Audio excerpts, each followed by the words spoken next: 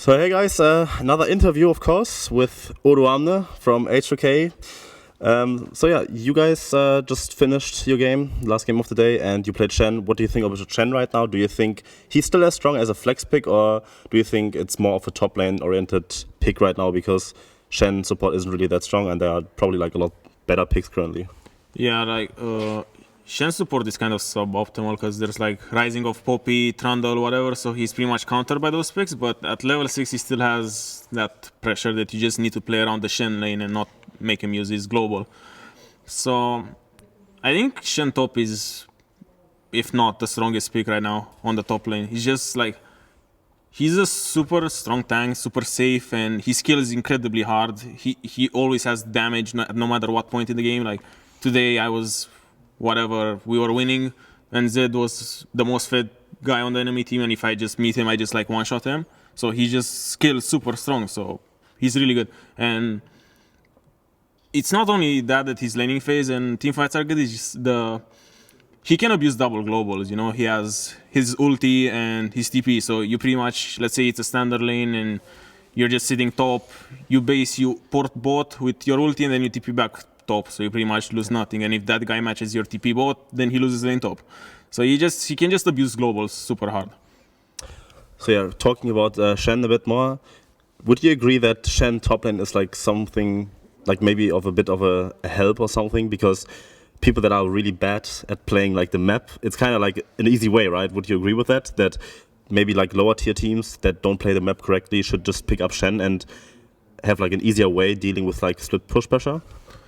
Well, it's not only lower tier teams, like we also have that, we have those mistakes sometimes, and for example, today I was like sitting bot or something, and then I see us fighting mid or something, I just like port, because even when we scrim or something, even though I think we have good team play and good map play, sometimes we still make mistakes, and it's just on me to make the decision to port or not with my ulti, to save people or not. But if you make mistakes on the map, it's a lot easier to be spared if you play Shen, just because you get a get out of jail free card. I mean, the same category as Shen is kind of Tahm Kench, because he has like this global kind of too. Do you think he's like maybe overtuned right now? Because a lot of teams have like really good success on it on the top lane. What's your take on Tahm Kench currently? His ulti is okay. It's not as strong as Shen's, but he can set up map plays easier. He can pour behind mid towers or whatever, make picks. So, well, it's a lot more situational. Let's say in a game you can get like one max good tank and sports, but his strong suit is his laning phase. He just starts E whatever, gets Spectre Cowl or some stupid tanky item, and then sits there, gets level 6, and then one-shots you on lane.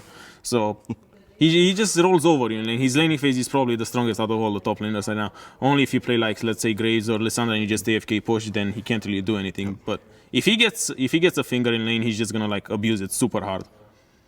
So yeah, talking a bit more about like top lane picks, once we have you here, what do you think of Ryze right now? I mean, Ryze has been must pick, must ban priority, and now in week 2 we are kind of seeing like people just fade away from the Ryze because he doesn't really win games for whatever reason. But yeah, would you elaborate on that? Why is he not winning games? I mean, his laning phase after level 6 is really strong and should be abused, but people don't do it. Why?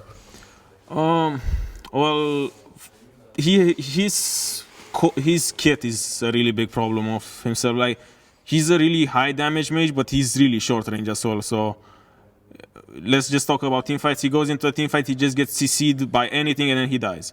Or he gets CC'd and then his passive is over and then he's dead. And if you just put a tank in front of him, he's just like dead again. It's just super hard for him to find flanks, because as soon as he gets into flank position, he just gets a CC thrown at him and he's dead. But on laning phase, experienced players would just like play around his passive a lot. So his passive is strong, so if they have like 3-4 stacks, they're just gonna let him push or whatever, and then they're just gonna like hard push on that way. But even in lane right now, he can get outlaned by a lot of picks. Like Lulu outranges him, Lissandra can outrange him, and she's pretty safe. Tanks are okay. You just need a lot of knowledge to play against Ryze in lane. All right, thank you so much for that deep top lane insight that we get so rarely. And of course, you have to check out more interviews, of course, at theScore esports.com, and we will be here all week to provide you with more content. Thank you so much for watching.